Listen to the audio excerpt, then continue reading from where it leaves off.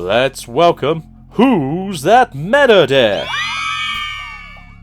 Good day, Tamers. Welcome back to another episode of Who's That Meta Deck with me, Akito Swiftly. I'm going to preference this now that this series is probably going to be a little bit different compared to the other couple of series we've done. And that's going to be because this isn't an actual set, this is a side set. It's meant to be that little, like, je ne sais quoi, that little French kiss that's going to go to decks, make things a little bit better, or possibly change up how some of those decks are running. They don't really make new decks fully.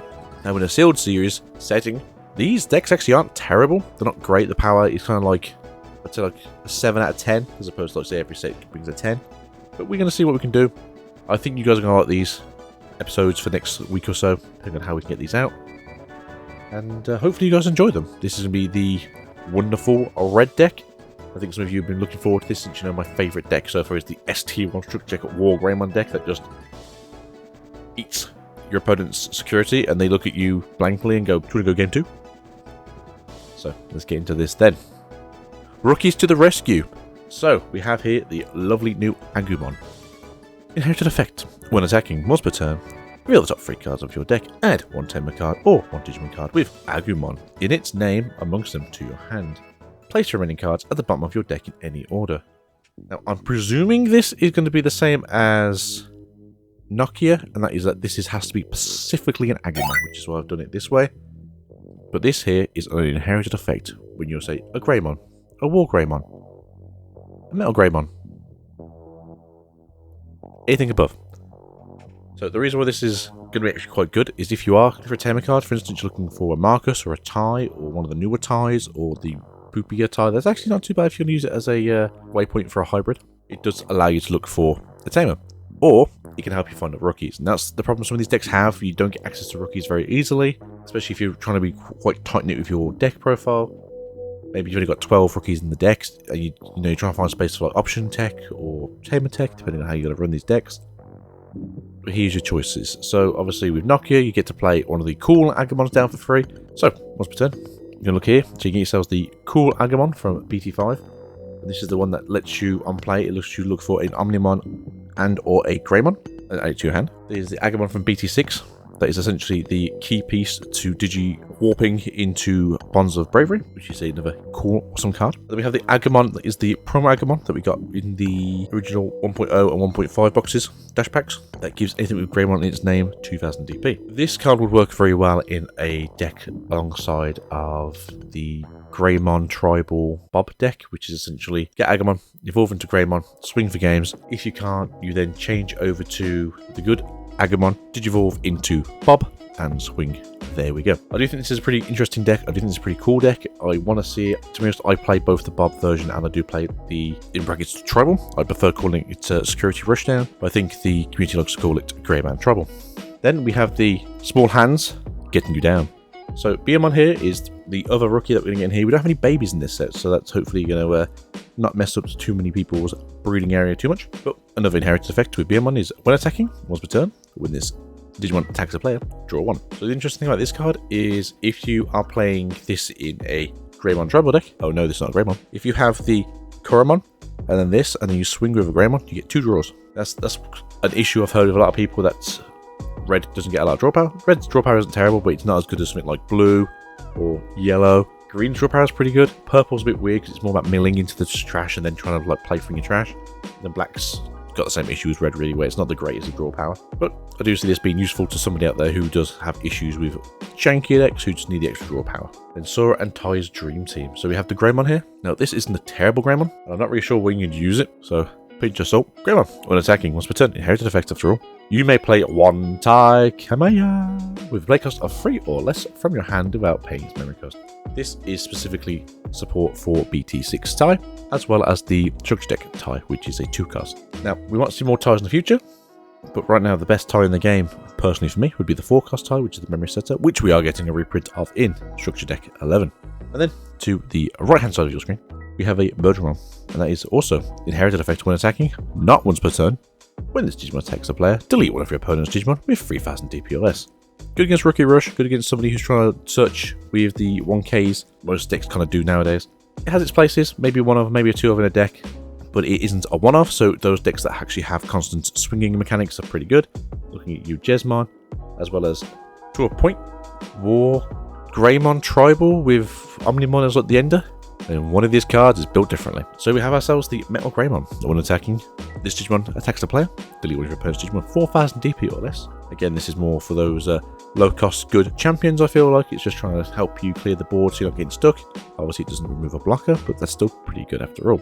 Your turn. While this Digimon has Machine or Dragon Kid in its types, it gains Piercing. When this Digimon attacks and deletes an opponent's Digimon and survives the battle, it performs a security check it normally would. This card is fantastic. It's going to go into my War Greymon deck, which essentially is just, let me just punch a hole for your security. And with cards like Metal Greymon or Taurus Mode put on top of this, you can essentially just have a massive, let's see, what can we go for now? We can go for something like, there's 4 of those and this and that there. You can go for like +6 security. If you have the Tide out, +7. Oh man, it's just it's a big stack of cards. It does a lot of damage. It's pretty scary to go against as well. Also being helped along with Nokias if you want to play Nokias in your deck after all. Then on the other side of the field here, we have a Garudamon. That's when attacking once per turn.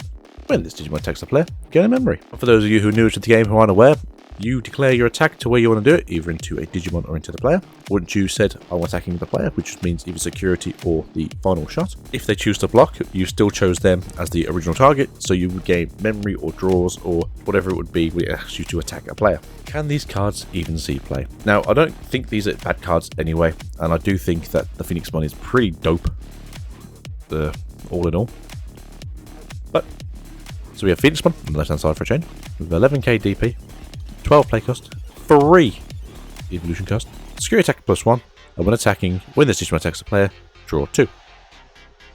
Now, as far as I'm aware, there's no red cards available that give you unsuspending on a regular attack outside of specific archetypes. I think it's just Jesmon right now. I could be wrong. But Phoenixmon here will essentially swing and then draw 2, swing and then draw 2 again. Fantastic. You've also got the Beermon probably in this deck, which I think would be even better. And then possibly more draw power between there and here. I do think that we could see a Phoenixmon deck somewhat further down the line. Obviously not in BT9 now, because we know that's going to be the X antibody deck, but maybe in BT10. Then there are a few things that need to be seen still. Then we have the War Greymon. When Digivolving Blitz. Blitz, fantastic mechanic in red, and typically blue, I guess, and pseudo green and black. If you know where I'm coming from, you know what I mean. When Digivolving Blitz, this Digimon can attack it when your opponent has 1 or more memory.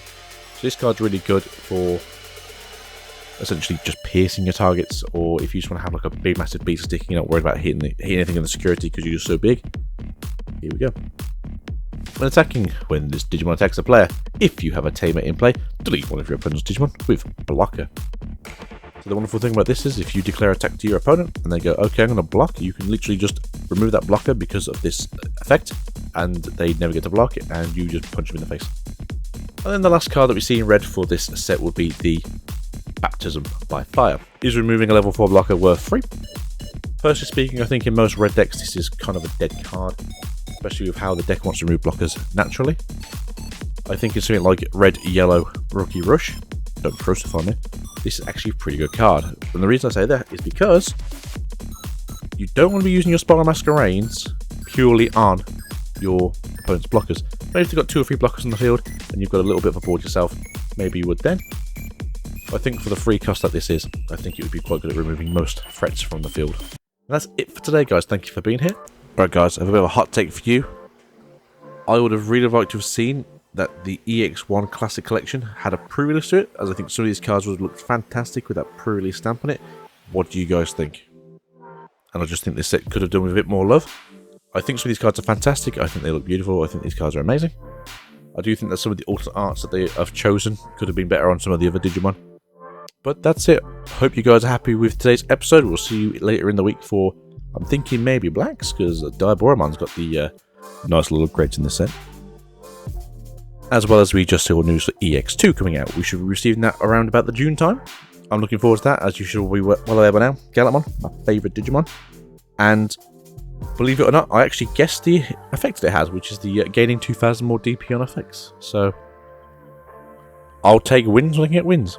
So I'll see you guys for the next episode, and hopefully you guys have a great day. Remember, stay safe and keep playing. Peace out. Goodbye.